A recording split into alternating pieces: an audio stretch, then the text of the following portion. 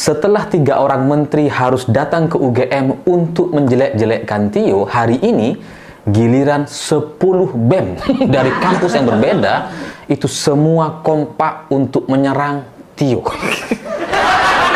Ini luar biasa gitu ya. Cuma kan agak turun derajat gitu ya. Kalau 3 menteri saja tidak bisa atau gagal menjelek-jelekkan Tio di UGM, apalagi cuma 10 BEM yang dari kampus-kampus yang nggak terlalu terkenal gitu. Karena mereka kemudian mengungkit bahwa mobil Fortuner yang digunakan oleh Tio itu katanya terdaftar atas nama Siti Nuraini. Dan Siti Nuraini ini adalah adik dari Legend Purnawirawan Setio Sularso yang merupakan besan dari Jenderal Andika Perkasa, yang merupakan bagian dari kader PDI Perjuangan dan pernah maju sebagai calon gubernur Jawa Tengah di pilkada yang lalu. Jadi ini dikaitkan. Ini Tio ini gerakannya sudah tidak murni lagi demi kepentingan rakyat katanya ini, tapi sudah menyangkut soal jaringan-jaringan politik terafiliasi. Yang menyampaikan ini BEM, 10 BEM dari kampus yang ya beberapa diantaranya kita baru dengar nama kampus mereka. Ini diperkuat katanya karena dengan aksi demonstrasi sempat juga ada kader PDI Perjuangan yang hadir di sana.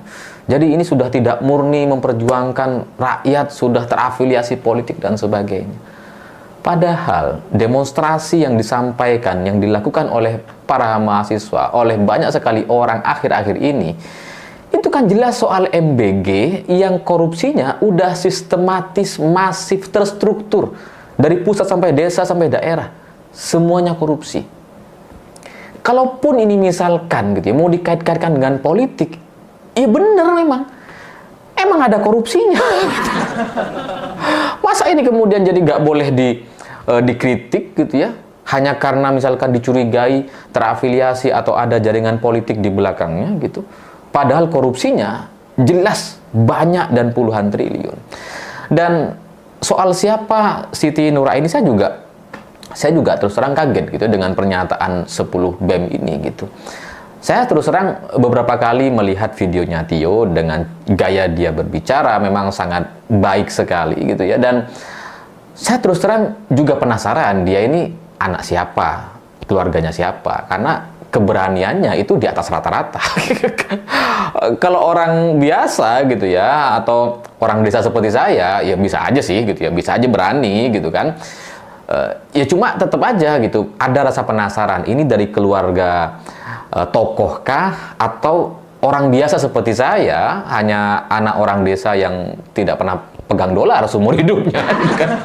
Atau seperti apa? Saya juga penasaran gitu. Sehingga ketika ada 10 BEM dan kemudian menyebut Tio ini terafiliasi seolah-olah bagian dari kelompok tertentu gitu ya, saya kemudian jadi penasaran apakah jangan-jangan Tio ini beneran keluarga dari Legend Setio Sularso. Karena logika saya kalau adik dari Legend Setio Sularso dalam atas nama mobil Fortunernya kemudian memberikan pinjaman tumpangan kepada Tio, ya kemungkinannya kan kalau nggak keluarga, ya keluarga yang agak jauh gitu. Nggak mungkin kan cuma temen, cuma kenal ketemu sekali dua kali, kan nggak mungkin gitu. Sepengalaman saya ini gitu ya, saya nggak pernah tuh diberi pinjaman mobil sama orang yang mendukung saya misalkan, nggak pernah gitu. Ya kalaupun diberi pinjaman itu sama supirnya, bukan diberi izin pakai gitu ya. Jadi kalau sampai diberi izin pakai atau beberapa kali terlihat pakai mobil Fortuner tersebut gitu ya, ini saya curiga ada hubungan kekeluargaan gitu. Dan saya kemudian tanya kepada informan saya, beberapa dari mereka yang saya sangat yakin mereka punya kedekatan dan bisa tanya langsung kepada pihak-pihak terkait. Informan saya ini gitu ya. Jadi saya tanya tuh, bener gak sih itu mobil Fortuner itu atas nama Siti Nuraini gitu ya? Apa jangan-jangan Tio ini adalah keluarga dari Pak Setio Sularso? Dua pertanyaan saya ini kemudian dijawab tidak semuanya. Ternyata mobil Fortuner yang katanya punya atau atas nama Siti Nuraini itu yang gak atas nama Siti Nuraini. Dan Pak Tio Sularso, Setio Sularso, itu tidak ada hubungan kekeluargaan dengan Tio sama sekali. Ya cuma kebetulan namanya tipis saja, Tio dan Setio Sularso. Tipis gitu, tapi ini udah konfirmasi tidak ada hubungan kekeluargaan, keluarga dekat, keluarga jauh juga nggak ada gitu. Jadi ya saya sebenarnya awalnya sempat berhusnuzon gitu ya. Ya saya awalnya berpikir kalau ini benar gitu ya, keluarganya Pak Setio Sularso, wah itu luar biasa. Ini akan jadi jauh lebih menarik gitu. Dan saya jadi maklum kenapa Tio berani gitu kan, ya karena ya legend gitu ya, siapa yang mau nyenggol gitu kan. Nyenggol wah panjang urusannya, beda dengan anak orang desa yang bukan siapa-siapa seperti saya misalkan gitu. Kalau disenggol wah ya mungkin sedikit yang belain gitu kan, tapi kalau keluarga legend, wah ini kan nggak mungkin ada yang berani gitu kan. Nah tapi ternyata ya bukan gitu, bukan keluarga dari legend Setio Sularso. Dan pertanyaannya kemudian terus Fortuner ini milik siapa gitu? Ya kalau ditanya kepada Jokowi jawabannya jelas ya nggak tahu, kotanya saya gitu. Kalau ditanya sama Aldi Taher ya Fortuner itu milik Allah. Tapi kalau ditanya ke saya, Fortuner itu adalah produk Toyota, bukan produk PDI Perjuangan. Karena logonya PDIP banteng gitu kan. Dan yang menarik dari tuduhan atau cara-cara 10 BEM yang coba menyerang Tio ini, bagi saya itu kok kayaknya jauh sekali cara mereka untuk menyasar PDI Perjuangan gitu, mengait-ngaitkannya dengan Pak Andika. Memang Pak Andika itu kader PDI Perjuangan, calon gubernur Jawa Tengah di pilkada yang lalu, benar ini. Sampai di sini benar. Dan kemudian besanan dengan Pak Legend Setio Sularso. Ya, kembali lagi bersama saya di channel ini, channel yang membahas seputar perpolitikan, pendidikan, dan budaya. Salam inspirasi, salam NKRI, harga mati. Nah teman-teman, dari cuplikan video sebelumnya kita sudah menyaksikan yaitu penyampaian dari Mas Alifur Rahman. Oleh sebab itu seperti biasa saya akan membacakan yaitu sebagian dari pendapat teman-teman kita. Cerdaskan terus anak bangsa, lindungi anak negeri dari kebodohan, kemiskinan, pengangguran, penindasan. Salam rakyat akal sehat, waras berpikir. Semoga Tio dilindungi Allah dari segala bahaya. Sekarang ini nyawanya terancam. Tio bersuara demi rakyat Indonesia semua. Wah, bahaya itu 10 wakil BEM itu kalau nanti jadi pejabat bisa 10 lumpuh. Padi habis digasak jadi tikus curut. Harusnya masyarakat mulai melindungi Tio dan mahasiswa karena merekalah yang benar-benar mewakili suara rakyat kecil. Sangat memalukan nyewa mahasiswa BEM oleh pemerintah, lagu lama kaset kusut diputar ulang. Septio terus maju Tio, rakyat Indonesia yang masih punya kewarasan berpikir mendukungmu Tio. Sama dengan si Mas Wapres, ketemu mahasiswa yang cuma modal jaket alma mater, dari cara ngomongnya dan gesturnya tidak rileks sama sekali, kayak takut salah bergerak. Ayo jangan takut pada perwakilan 10 BEM itu, maju terus Tio, banyak masyarakat yang mendukungmu. Perjuanganmu lebih berat dari perjuanganku karena melawan bangsa sendiri. BEM dari universitas mana? Jika benar pun apa tidak boleh mengkritik? Kritik adalah hal setiap warga negara, tapi semua ini untuk orang yang waras, semua ini bisa dimaklumi sebagai taktik mengelola konflik. Dimanapun orang kalau benar pasti ada kerikil-kerikil tajam untuk menjatuhkan mental dan membunuh karakter. Harusnya seperti Tio, harusnya dilindungi, dipupuk, bahwa masih ada generasi berani dengan tekad yang apa adanya, harus nggak usah dibegono begini.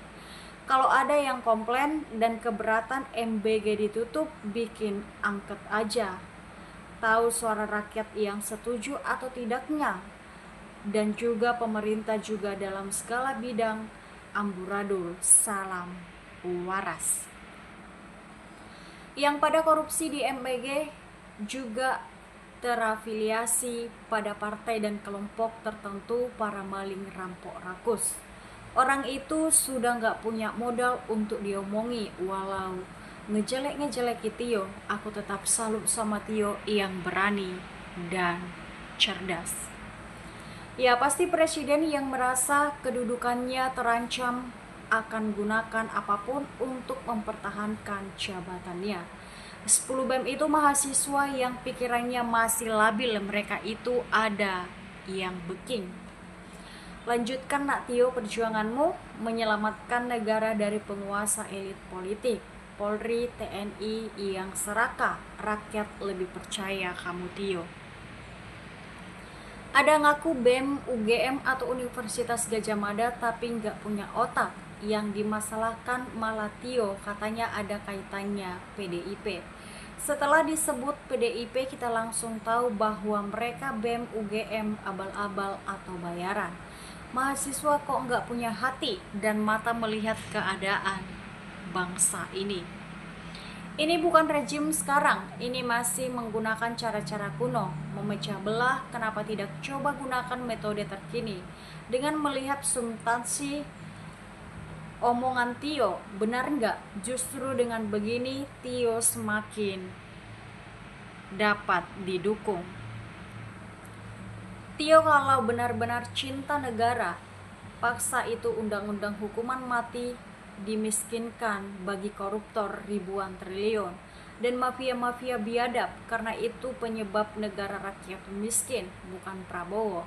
Kalau Prabowo perang dan mau berantas itu pengkhianat-pengkhianat bangsa kok mau dimakjulkan. Yang bikin kacau ekonomi Indonesia yaitu koruptor dan mafia-mafia. Hello rakyat negeriku, ngertilah kalian. Mungkin ini strategi untuk mencari celah kesalahan PDIP, kan PDIP nggak ada yang punya SPPG. Tio emang bikin gaduh, ditunggangi orang-orang politik gerombolan sakit hati sampai nyerang personal. Apakah itu namanya mahasiswa? Mau mahasiswa mau bukan kagak ngaruh buat rakyat. Demo cuma nambah beban rakyat. Perekonomian jadi mandek, semua yang susah rakyat juga. Mau PDIP, mau mahasiswa, silahkan pada cari kebenaran masing-masing. Kalau rakyat biasa cuma bisa terima dan menerima fakta pahit, banyak bukti dari hasil demo dari dulu. Apa hasilnya? Reformasi mana hasilnya? Semua mengatasnamakan rakyat dan membela rakyat. Katanya tapi dari dulu juga rakyat begini-begini aja. Orang yang pintar tetap aja cuma minterin. Orang yang punya gelar sarjana yang jadi pejabat juga tidak membela rakyat. Tapi kenapa rakyat selalu yang jadi bantalan bagi kepentingan? Karena kedaulatan rakyat itu lebih kuat dari siapapun di negeri ini. Kita lanjut lagi. Sulitnya mencari kebenaran di negeri ini julid, atau kenapa jujur jadi sulit? Saya masih percaya Mas Tio itu yang disampaikan benar. Kenyataan di lapangan seperti itu. Tio hebat, cerdas, tegas. Masukan kritikan untuk kebaikan demi rakyat kecil yang teraniaya. Pemerintah sebaiknya mendengar dan memperbaiki kebijakan-kebijakan yang kurang pas. Itu lebih gentleman. Itu 10 BEM UBK abal-abal buatan Ternak Mulyono yang didoktrin oleh misi besar rekayasa, dokumen palsu, dan berani nggak 10 BEM abal-abal itu disuruh saja benarin. UGM biar akademisnya bersih dari kotoran dokumen palsu Jokowi, berani nggak? Sementara UGM belum bersih citranya karena sudah dikasih tinta hitam yang sangat hitam dengan menutupi agenda misi besar rekayasa dokumen palsu yang tujuannya untuk mengamburkan kasus-kasus yang mega koruptor yang dilakukan elit politik, oligarki, dan mafia-mafia biar kabur kasusnya. Dibuatlah agenda besar berekayasa yang diulur-ulur dari 2005 yang melibatkan Time Geng Solo, merupakan pengkhianatan kedua sesudah pengkhianatan gerakan 30 SPKI ini dengan alat dokumen palsu yang mainkan dan negeri bangsa rakyat ini sedang dijajah dengan skenario agenda misi yang besar rekayasa data palsu. Rahasia negara ijazah palsu yang telah disiapkan dalam misi besarnya yang disiapkan. Maka yang di KUP dan digenggam oleh misi besar ini adalah disiapkan di 2005 ijazah palsu atau rekayasa menuju RI 1 yang dipegang dengan dana haram adalah KPU, KPK, MK. Semua dilemahkan oleh agenda besar misinya. Yang di KUP 3 lembaga tertinggi kekuasaan, yudikatif atau MK, Kejaksaan Hakim, Jaksa Agung, MA, MK. Skenario rekayasa pengalihan isu dan mengalihkan suasana ini taktik PKI mengkup atau mengeruk bajar para pemuja yang sesuai misi besarnya. Nah, itulah komentar teman-teman kita yang menanggapi cuplikan video yang barusan saja kita tonton. Sekian dulu yang dapat saya sampaikan. Kita akan bertemu di video selanjutnya. Salam dan sampai jumpa.